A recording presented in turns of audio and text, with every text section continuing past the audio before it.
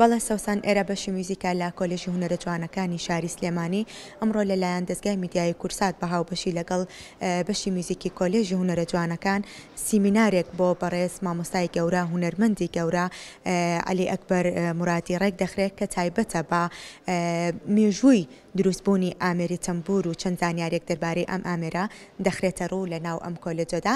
لێرە من مامۆستا جەمال ببوورە عەبدوڵڵا جەمالم لەگەڵایە کە بەڕێزیان سەرۆک بەشی میوزیکن لە کۆلێجی هونەر. مامۆستاگیان بفەرمووی تێرە سوپاس دەکەم.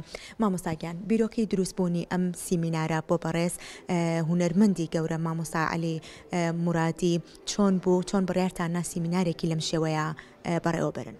بەڵێ لە ڕاستیە ئێمە هەفتانە سیمینارمان هەیە، کۆنسرتمان هەیە، هەوڵێنەوە کەسایەتیە گرنگانەی موزیکی کوردی و لە باشووری کوردستان یا لە پارچەکانی دی کوردستان بانگێش بکەین بۆ ئێرە بۆ ئەوی کە شارەزایی و ئەزمموی خوان پێشکەشی خوێندکارانمان بکەن. خۆشبەختانە ئەم چالاکیی کە کردمان لە ڕاستیە کورسات ڕێکی خست بوو، کەناڵی کورسات بە ئێمەیانوت کە لێرە پێشکەشیکەن، ئێمە بە خۆشحاڵەوە.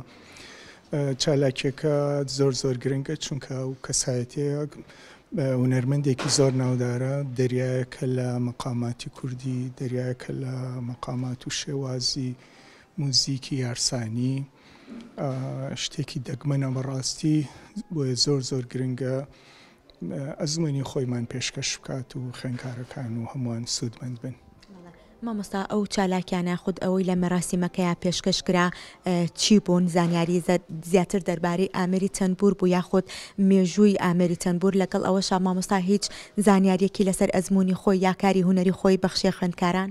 لە ڕاستیە پوختەیەکی گەلێشت بوو، بە شێوەیەکی سەرەکی مێژووی ئامێرەکە بوو، ئامێری تەمبور، بەڵام موزیکی یارسان بەگشتی بۆ نمونە مەقامەکان، گۆشەکان، زاراوەکان، تێرمینۆلۆجی گەلێ سەدان زاراوی گرنگی یعنی پێشکەش کرد کە بۆ ئێمە کوردستانی باشوور ئەتوانم بڵێم تازەیان نەناسراوە.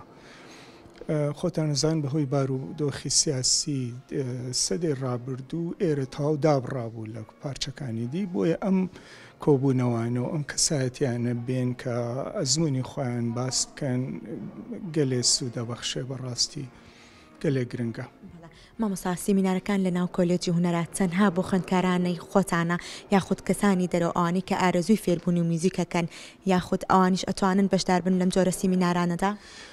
لە ڕاستیە سیمینارەکان بە تایبەتی بۆ خوێندکارانی بەشی موزیکە، بەڵام ئێمە هەمیشە کە پۆستەرەکان بڵاوەکەینەوە هەمووان داوەتەکەین، هەمووان بانگەشتەکەین بۆ ئەوی کە کەسانی دیش لە دەرەوە بێن سوودمەند بن و هەموو زانکۆش وایە مەرج نییە چالەکە زانستەکان بەس بۆ خوێندکاران بێ، تەنانەت لە زۆربەی زانکۆکانی دنیا ئەمڕۆ بە لایڤ هەموو دنیا ئەیبینن خۆتانەزان. بۆیە ئێمە بە تایبەتی هەر کۆنسرتە هەر سیمینارێکمان کرد بێ بانگەشتی گشتی بۆ هەمووان توانیویانە بێن ئامادە بن. مامۆستا ئەمەوێ بپرسم چالاکی و پلانی داهاتووی کۆلێژی هونەر بەشی موزیک چی ئەبێت کە ئێوە هەفتانە کار و چالاکیتان هەیە و چالاکیەکانتان خۆیان لە چیا ئەبیننەوە؟ چالاکی ئێمە لە ڕاستیە زانستی هونەریە، کۆنسرتەکان خوێندکارەکان بەشدارن، مامۆستاکان سەرپەرشتیەکەن، سیمینارەکەین، وەرکشۆپەکەین، گەلێک کۆبوونەوەی دیاوە ئەکادمی و دیبیتی ئەکادمیەکەین دەربارەی موزیکی کوردی، دەربارەی تەکنیکەکانی موزیکدانا، دەربارەی گەلێ بابەتی جیاواز. ئیدی هەفتانێ هەر هەفتەی لانی کەم سیمینارێکیان کۆنسرتەکەین. ئیدی بەپی توانە زۆربەی خوێندکارەکان بەشدارەکەین و کەسایەتیانش کە توانم بڵم بەردەستن ئەوانە بانکەین، چکە لە ڕاستیە ئێمە زۆر لە ڕووی مادیەوە زۆر بێبوجین، خۆتانەزان بانگێشکردنی کەسان ئەبێت تۆ زێمافەکەی دابین کە ئێمە و توانایمانێ، بەڵام لەگەڵەوەشە هەموو هەفتەیە سیمینارمان کردو و یعنی گەلێک کەسایەتیمان بان کردو، نەکەر کەسایەتی خەڵکی کورد بەڵکو کەسانی فەڕەنسی، ئەڵمان، ئینگلیز، ئەمانە هەموو هاتوون لە ساڵانی ڕابردووە، یعنی دەیان سیمینار لەسەر ئاستی زۆر بەرز پێشکەش کراوە. بەشداریکردن و ئامادەبوونی خوێندکاران لە سیمینارەکانی هەفتانی ئێوەیە چۆنە؟ خوێندکاران ئەمەیان پێ باشە ڕای ئەوان چێ دەربارەی ئەو سیمینارانی کە ئێوە سازیەکەن و بەڕێوە ئەچێ؟ لە ڕاستیە سیمینارەکان بە پلەی یەکەم بۆ خوێندکارانە پاشان بۆ مامۆستایان و کەسانی دی و توێژەرانە.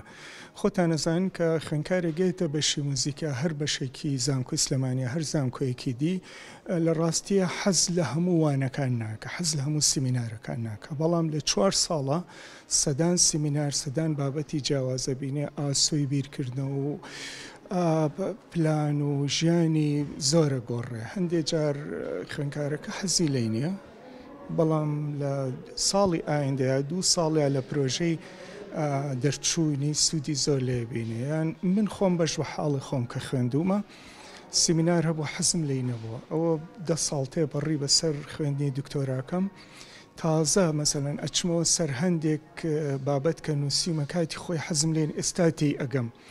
پرۆسەی فێربوون و خوێندن ئەوەی نییە کە بڕوانامە دووەرگرت کۆتایی بێت، بەردەوامە هەتا مردنە. خۆشی و جوانەکەشی لەوەیە کە هەمیشە فێرە بین. بۆیە سیمینارەکان مەرج نییە هەموو خوێندکارەکان حەزی لێ بکەن، بەڵام سوودی لێ بینن لە کاتی خۆیان، ئەگەر نەیبینن فێر نابن. مامۆستاگیان لە کۆتاییە ئەمە بپرسم، ئەو سیمیناری کە ئەمڕۆ لێرە سازکرا تەنها سیمینارەکە بێت و ئەمڕۆ تاوا کۆتایی پێێت یا خۆت لەلایەن مامۆستا عەلی ئەکبەر مورادیەوە خولێکی تایبەت بە ئامێری تەمبوریش دەکرێتەوە؟ لە ڕاستیە نازانم، چکە ئێمە کاتێککە پلانی وادا بنین کەسایەتیەک لە وڵاتێکەوە داواتکەین بۆ ئێرە بوجەمان پێویستە دینارێکمان نییە، بەڵام ئێمە لەو سنوورەی کە هەیە لە سلێمانی لەو توانایی بەردەستە هەوڵین باشترین شت بکەین. بۆ بەڕێز دکتۆر عەبدوڵڵا جەمال سەرگرما بەڵێ سەوسەن لێرە مامۆستایانی زانکۆ بەڕێوەبەری بەشی موزیک بە گرنگیەوە باز لەم سیمینارانە دەکەن کە لە کۆلێژەکەیان هەفتانە بۆ بوارەکانی موزیک و دروستبوون و مێژووی دروستبوونی ئامێرە موزیکەکان ساز دەکرێت. ڕێژنا سپاس.